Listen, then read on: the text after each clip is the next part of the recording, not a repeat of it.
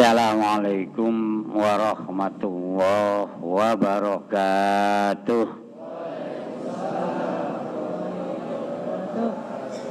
Bismillah, alhamdulillah, alhamdulillahilladzi ja'ala syahru ramadana syahrur rahma wal maghfirah. Asyhadu an la ilaha illallah wahdahu la syarikalah wa asyhadu anna Muhammadan abduhu wa rasuluhu la nabiyya ba'dah. Allahumma sholli wa sallim ala nabiyir rahmah sayyidina Muhammad ibni Abdillah wa ala alihi wa ashabihi wa man tabi'ahu ila yaumil qiyamah.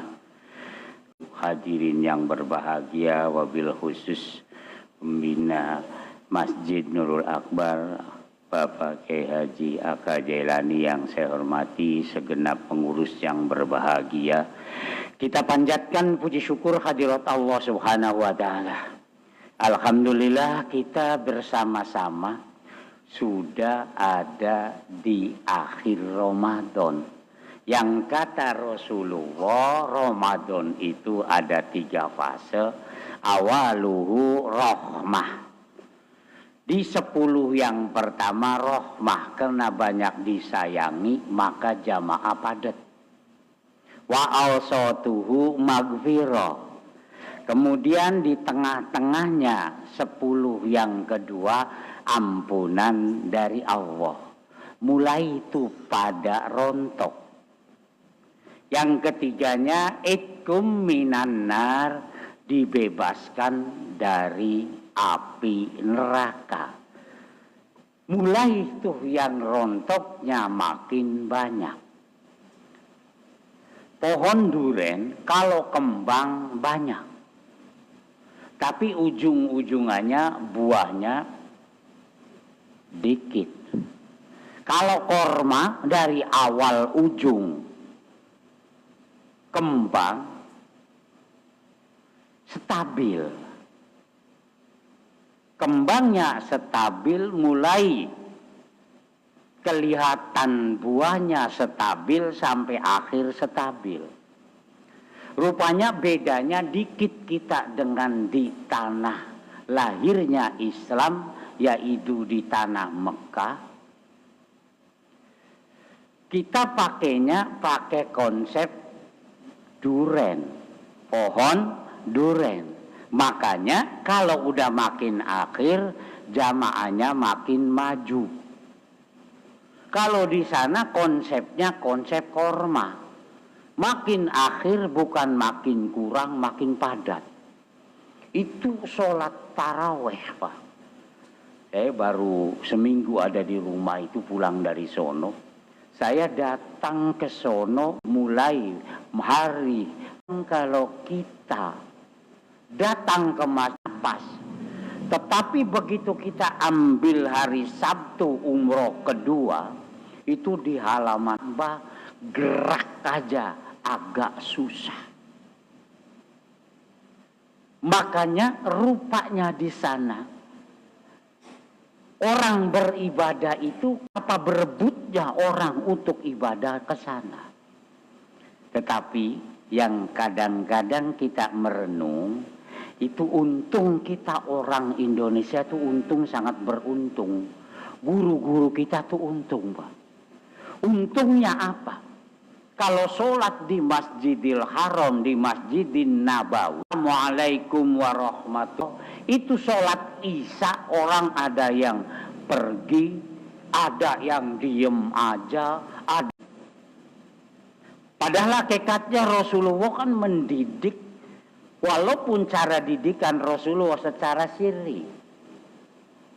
Idza qudiyatis shalah, bila telah selesai sholat, fadzakir, zikirlah. Dengan apa? Istighfarlah setelah assalamualaikum warahmatullahi. Baik istighfar untuk kedua orang tua kita, lalu teruskan dengan kalimat Allahumma antas salam wa minkas salam. Kita itu dilatih di sini yang semacam demikian tuh. Nah kalau kita tak terlatih, itu kita sering mensia-siakan waktul mustajabah, mensia-siakan makanul mustajabah. waktu dikabulkannya doa dan tempat dikabulkannya doa. Waktu mustajabah itu ba'da sholatil faridah, Rasulullah mengatakan, yaitu setelah melakukan sholat wajib. Itu waktu mustajabah. Nah makanya jangan merasa bangga kalau kita di sini ikut-ikutan orang sono habis sholat Allahumma lantas jalan. Itu menyia-nyiakan waktu istijabah, menyia-nyiakan waktu dikabulkannya doa, menyia-nyiakan makanul istajabah. Di Mekah, di Masjidil Haram, di Masjidil Nabawi adalah tempat yang sangat dekat dengan Allah dan permohonan kita akan dikabulkan oleh Allah. Kita sering lengah. Makanya kita di tanah air itu dididik. Istighfarnya seperti Ustadz Radin tadi kenceng ngajak kita. Astaghfirullahaladzim, astaghfirullahaladzim, itu kenceng. Karena istighfar itu nggak bisa diwakilkan. Bagaikan kalimat asyhadu alla ilaha illallah, astaghfirullah. Itu kalimat nggak bisa diwakilkan. Kudu setiap mulut kita ikut bergerak. Makanya ingat selesai sholat witir kita berdoanya, zikirnya asyhadu alla ilaha illallah, astaghfirullah. Artinya apa? Aku bersaksi tiada Tuhan kecuali Allah dan aku mohon ampunan kepada Allah. Kalimatnya aku. Kalau kata bahasa Indonesia itu kata ganti tunggal. Setiap orang harus berucap.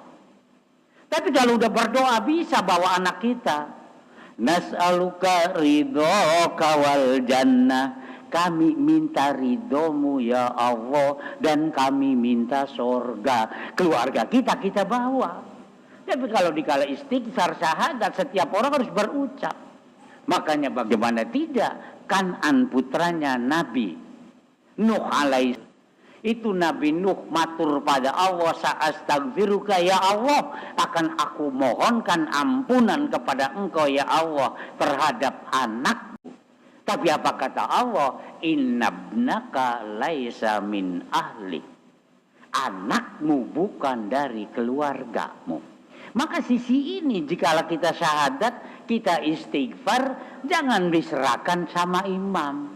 Kecuali nanti pada saat kita berdoa.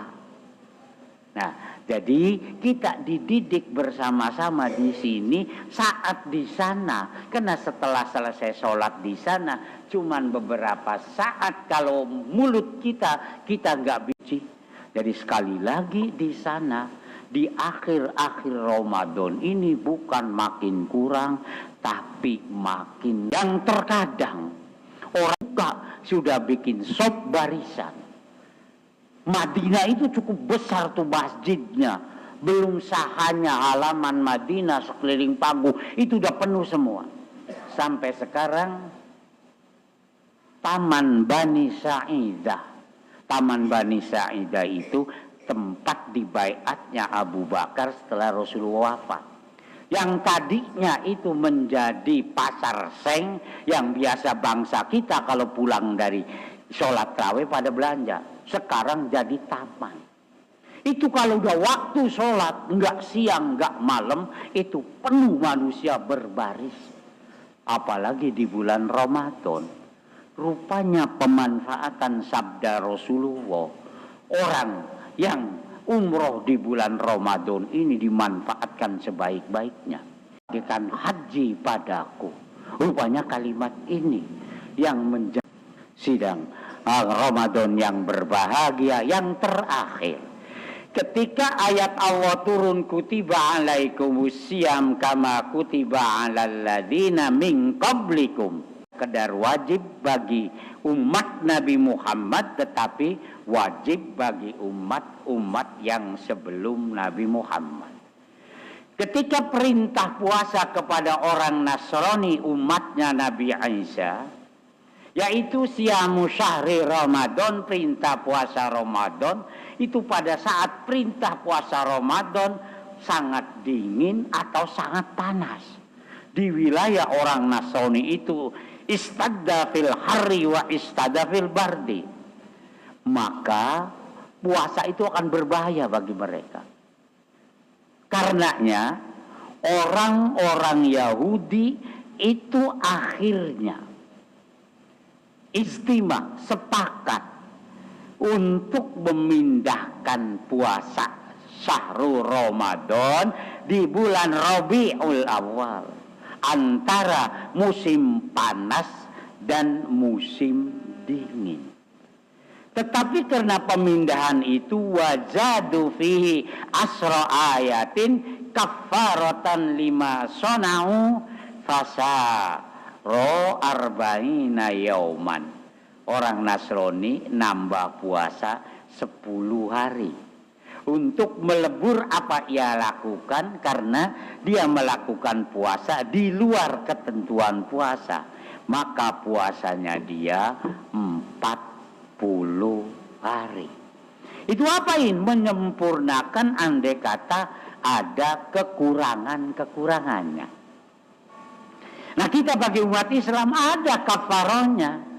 Jadi kita ini puasa terkadang mungkin lidah kita, gerakan badan kita, ucapan kita ada yang kurang baik, maka harus ada kafaroh pula, harus ada pengleburnya pula. Apa itu kafarohnya?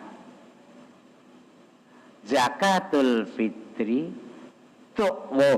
Rotan lisso'imi wa ta'matu lil fuqara'i wal masakin.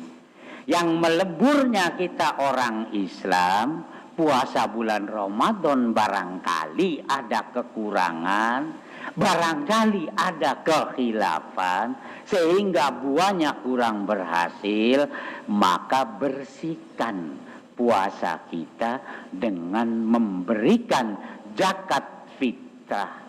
Zakat fitrah itu membersihkan orang yang puasa.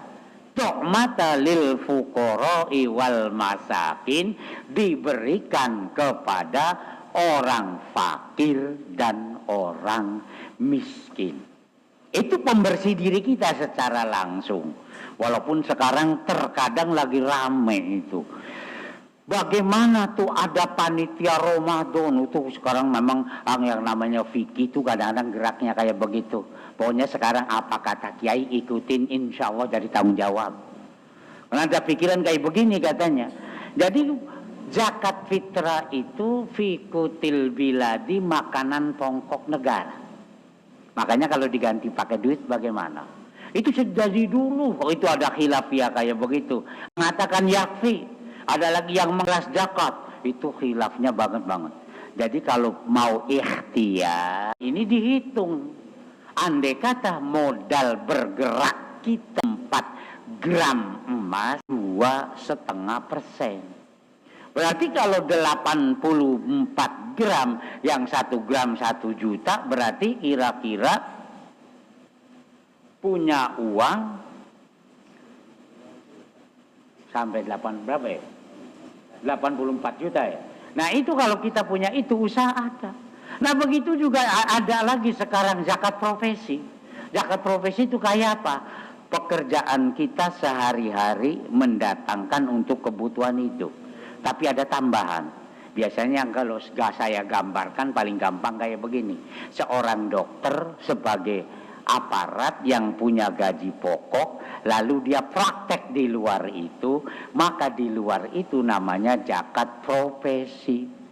Seorang ustadz yang PNS punya gaji pokok, di luar gaji pokok dia ngayem jadi mubalik, dapat amplop zakat profesi 2,5%. Disamakan dengan zakat hasil pertanian, tapi zakatnya disamakan dengan zakat mal. Nah itu apa? Hasil istihad. Setelah saya tanya-tanya, coba-coba yang di sana, rupanya ada pendapat hasil istihad 20 rakaat saat tarawih. Kalau 10 rakaat Al-Quran itu belum kelar. Sampai-sampai saya udah aki-aki kadang-kadang bawa kursi. Kalau udah kagak kuat diri, gua duduk.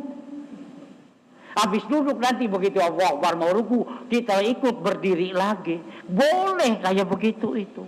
Nah itu istihadul ulama kayak begitu. Jadi sekarang 10 rakaat, witirnya 3 rakaat, 2 rakaat ditambah 1 baca surah Al-A'la rakaat pertama. Di Madinah hampir setiap saat itu. Dan rakaat kedua setelah Fatihah Al-Kafirun. Nah 1 rakaatnya Al-Ikhlas.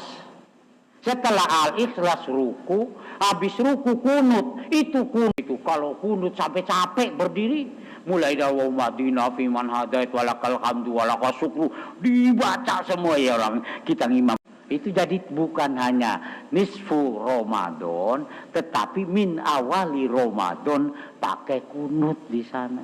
Nah kita gaji dengan guru kita yang punya dasar kita, mereka pun tetap mengacu kepada apa-apa yang telah diistihadin ulama, baik oleh Madzhab Syafi'i, Maliki, Madzhab Ibnu Hambal. Itu semua pakai yang semacam itu. Jadi ada sumbernya. Jadi jangan abong dari sana langsung dibawa kemari. Bapak-bapak hadirin yang berbahagia, itulah barangkali yang bisa kita sampaikan sekelumit pengalaman. Saya mudah-mudahan kita doakan bapak-bapak dan